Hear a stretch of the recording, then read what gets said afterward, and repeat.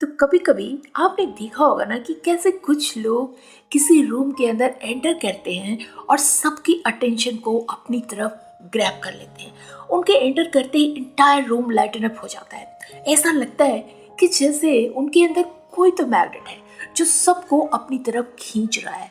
तो अगर आप भी उनके जैसी मैग्नेटिक पर्सनालिटी को डेवलप करना चाहते हैं ना, तो सबसे अच्छी बात यह है कि ये बेहद आसान है, क्योंकि मैं इस वीडियो में शेयर करने जा रही हूँ 7 सुपर इजी टेक्निक जो कि आपके लुक एंड बिहेवियर को पूरी तरह से चेंज कर देगा।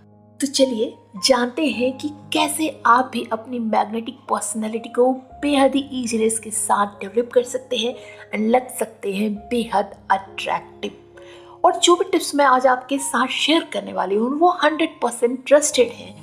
खुद मैंने अपनी लाइफ में फॉलो किया है एंड मैंने बहुत सारे अपनी फ्रेंड्स को, बहुत सारे सेलिब्रिटीज़ को भी देखा है इन टिप्स को फॉलो करते हुए। तो बस देर न करते हुए पॉइंट नंबर 1 शेयर करती हूँ। तो सबसे पहला पॉइंट है डिस्कशन रेशियो। डिस्कशन रेशियो क्या होता है?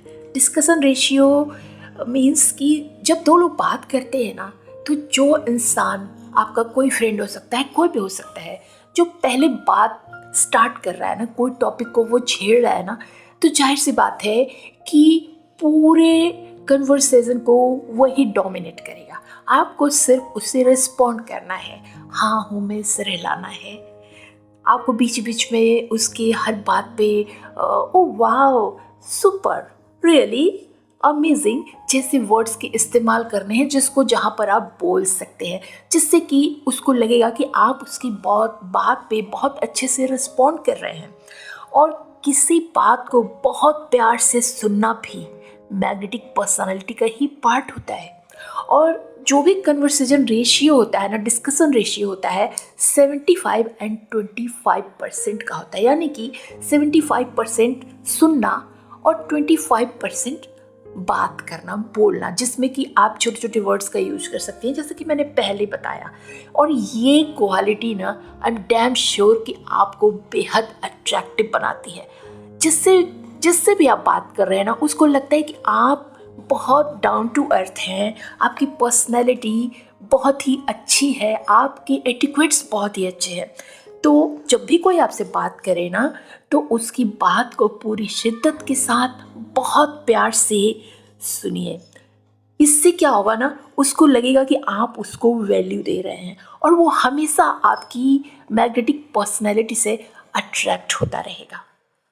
And number 2, ice breaker jokes. अब आइस ब्रेकर क्या होता है? आइस ब्रेकर होता है जब दो ग्रुप्स गेट टुगेदर करते हैं किसी भी सोशल गैदरिंग में या सोशल इवेंट में। तो होता है ना कि जब एक दूसरे को हम ज़्यादा नहीं जानते हैं ना, तो बात करने में थोड़ा सा हेजिटेशन होता है कि क्या बात करें, कैसे बात करें। तो वहाँ पे ना एक अजीब सी चुप्पी आ जाती है दो ग्रुप्स के बीच में।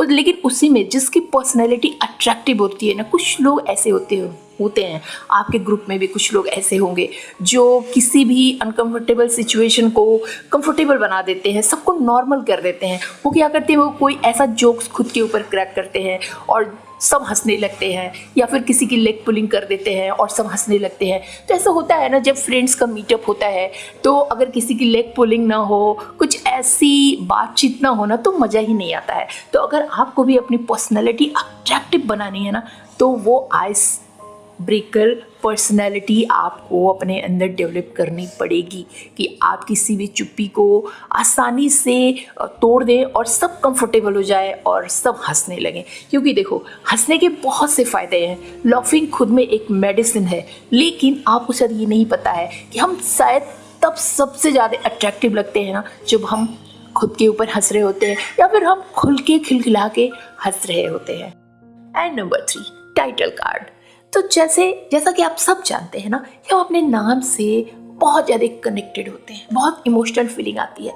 और जब हमें कोई हमारे नाम से बार बार बुलाता है ना, तो हमें बहुत अच्छा लगता है और वो पर्सन हमें बेहद अट्रैक्टिव लगता है। तो आपको भी अगर अपनी पर्सनालिटी को मैग्नेटिक बनाना है ना, तो आपको ये पर्सनालिटी ट्रेट्स अपने अंदर डेवलप करना होगा। तो जब भी टॉकिंग करते हैं अपने फ्रेंड्स से, या फिर आप किसी मीटिंग में गए हैं या फिर किसी ग्रुप से आपको मिलना है ना, तो आप वहाँ पर जो भी इम्पोर्टेंट पर्सन है उनको आप उनके नेम से याद कर लीजिए और जब भी उनसे बात करिए कन्वर्सेशन के थ्रू आप उनको उनके नाम से बुला सकते हैं, जैसे मिस्टर सिंह या फिर hello Sonia, how are you, या फिर ऐसे जब आप बार बार नाम से बुलाएंगे ना तो उस पर्सन को ऐसा लगेगा जैसे आप उसके कितने अपने हैं और वो आपसे बिल्कुल कनेक्टेड फील करेगा और आपको बार बार एडमायर करेगा और आपकी पर्सनैलिटी धीरे धीरे मैग्नेटिक होती जाएगी। आप किसी से भी कुछ भी कहेंगे वो काम आपका होगा। And number 4, always carry an honest attitude. तो लाइफ में हर जगह, हर काम में, हर किसी के साथ ऑनेस्ट रहकर भी ना आप अपनी पर्सनैलिटी को मैग्नेटिक बना सकती हैं। ऑनेस्ट एटीट्यूड फॉलो करके ना आप न सिर्फ दूसरों को आसानी से इम्प्रेस कर सकती हैं बल्कि लोगों के सामने अपनी पॉजिटिव इमेज भी बरकरार रख सकती हैं। जैसे बहुत बारी आपने देखा होगा कि दोस्तों का एक ग्रुप अगर है या कोई नेबर है या कोई रिलेटिव्स है, अगर आपसे अपना कोई सीक्रेट कहते हैं ना तो आप अगर ऑनेस्ट नहीं है ना तो आप किसी और के सामने उस सीक्रेट को रिवील कर देती हैं। लेकिन बाद में जब उनको पता चल जाता है जिसने आपसे ये बात सीक्रेट रखने को बोली थी ना, उनको बहुत बुरा लगता है और वो कभी भी दोबारा आपके ऊपर भरोसा नहीं करते हैं।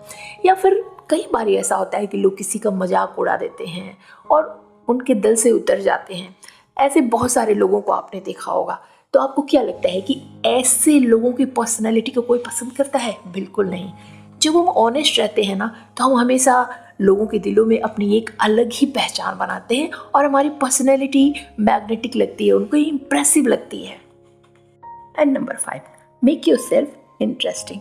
तो हमारे आसपास कुछ लोग ऐसे होते हैं ना जिनसे बात करने में या मिलने में ना हमें कोई इंटरेस्ट नहीं होता, बिकॉज वो बहुत बोरिंग होते हैं, क्योंकि वो बार बार सेम टॉपिक पर घंटों घंटों बात करते हैं। तो अगर आपको अपने पर्सनैलिटी को अट्रैक्टिव बनाना है, मैग्नेटिक बनाना है ना, तो आपको सबसे पहले अपने कैरेक्टर को इंटरेस्टिंग बनाना होगा। ऐसा करना होगा कि लोग आपसे घंटों घंटों बात करें और उन्हें जरा भी बोरिंग फील ना हो, और इसके लिए आपको ढेर सारा नॉलेज गेन करना होगा। ऐसा आपको खुद को अपडेट करना होगा ना कि आप किसी भी टॉपिक पर किसी से भी फ्लुएंटली घंटों घंटों बात कर सकें।